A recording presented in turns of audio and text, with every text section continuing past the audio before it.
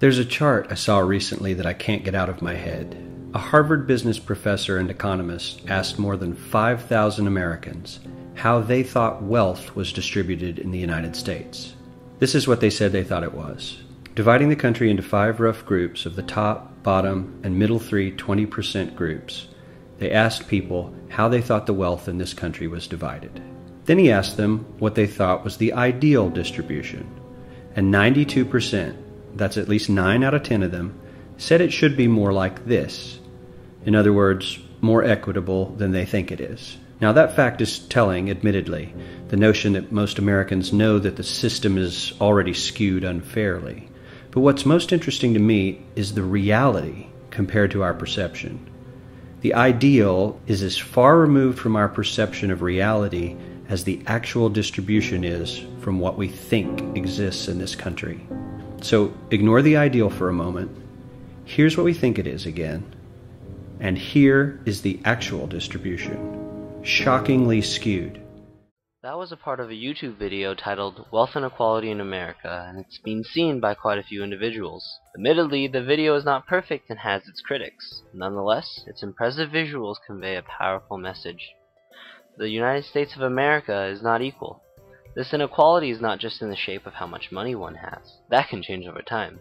More importantly, it's also how many come upon wealth in the first place. Education. Even with the help of financial aid and scholarships, in 2010, in 193 of America's most selective schools, only 15 in every 100 students come from the lower half of the income distribution. Now some may argue that there aren't enough who qualify to attend those colleges, but that simply isn't true. Incredibly, only 44% of low-income high school seniors with high standardized test scores enroll in a 4-year college, whereas about 50% of high-income seniors with average test scores do the same. This means if we have a low-income student with a 2300, a high score on the SAT, and a high-income student with a 1600, a slightly higher than average score, the low-income student is less likely to apply to a 4-year college than his high-income, perhaps less qualified, counterpart. So what does educational equality look like? Well, if education was a race, no matter how much money one has, they would have the same drivers, so same inborn ability, they would have the same cars, so the same opportunity and potential, and they would have the same fans, so the same support to prop their spirits up. Certainly we don't have to go entirely equal, that would be like communism. But can we at least find some equality? Maybe, but I see 3 problems. Problem 1. Inequality isn't just found on the outside, it's found on the inside too. Some things are just inborn. Kurt Vonnegut's 1961 short story Harrison Bergeron, published in Welcome to Monkey House, depicted a world where pretty people covered their faces and strong people wore weights, so everyone fell to the lowest standard. You see the problem. Well, there goes the driver. No equality in personal ability because we are all different people.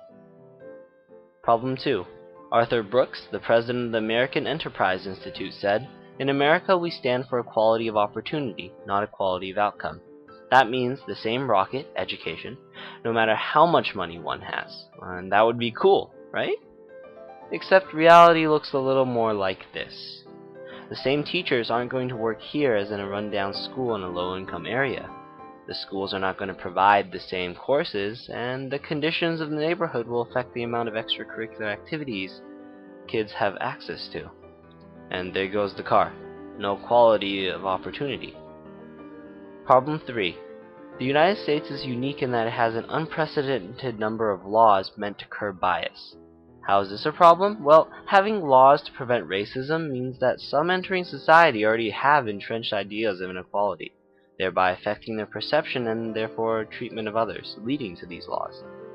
And 2 different people, either by ethnicity, by height, or by some other factor, would be treated and perceived differently by these individuals. And there goes same support. People are not treated the same in our society. But wait, is our society truly as unequal as I just described? Did I not just leave out some important points? Remember, you can't just take information at face value. Food for thought. Do we really need to have an equal society? Thanks for watching.